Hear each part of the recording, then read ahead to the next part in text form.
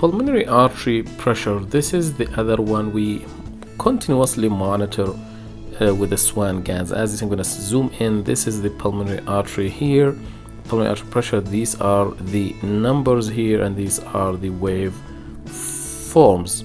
So CVP continuous monitoring, pulmonary artery pressure continuous monitoring.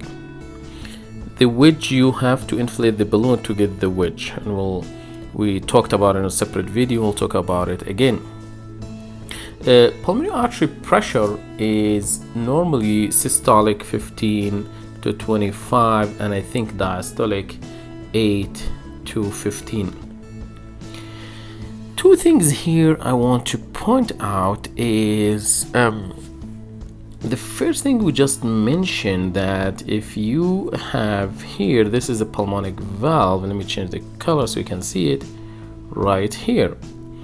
And here the LV, because the pulmonary artery, eventually pulmonary vein will come and get the blood into the left atrium, right? If you close the pulmonic valve and allow the blood to equilibrate, the pressures here roughly can be similar to the pressure in the left atrium. And then if the mitral valve open, there is no regurgitation and stenosis, that can be equivalent to the pressure here. And the mitral valve open during diastole. So right before closure of mitral valve, what we call LVEDP, you can argue, have some argument that could be roughly equivalent to the diastolic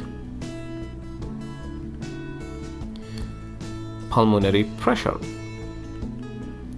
Again, you may not find this in textbooks here and there, but from clinical practice, I've seen a lot of cardiologists, they don't like to do the wedge pressure that often, especially if there is impella, like a left ventricular assisted device or a balloon pump, because they don't want to displace these devices. So they may wedge once and see if the wedge similar to or close to the diastolic pulmonary pressure, and if it is, they just rely on that, say okay 15, then the LVEDP or filling pressure is equivalent to that.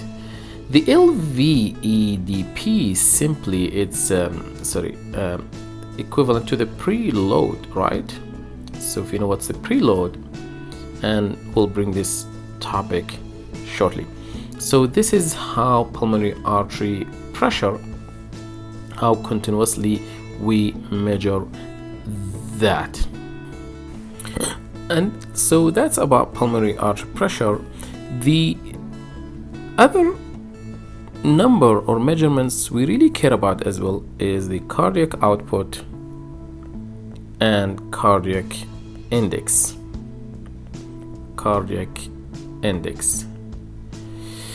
As you see here, the Swan, there is a port that has, I think, through thermodilution procedure. Again, I'm not going to go the exact details of how the thermodilution, but it's connected through cables to this monitor, see?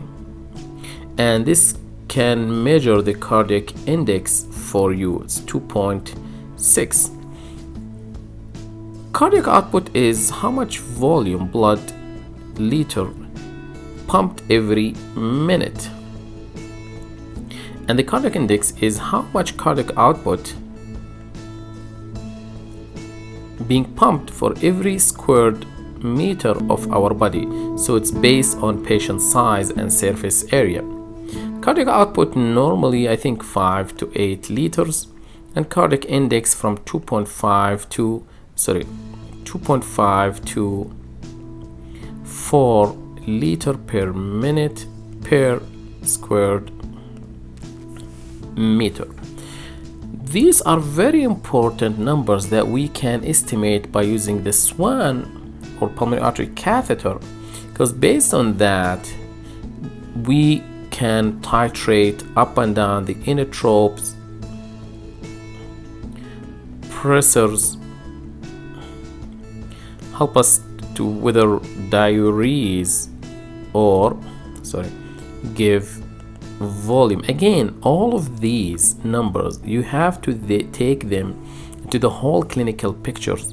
Use the other numbers, use the clinical exam, use the clinical history, use the echocardiogram information, use chest x-ray information, the inputs and outputs fluid balance information in general, to use these numbers and treat the patient accordingly.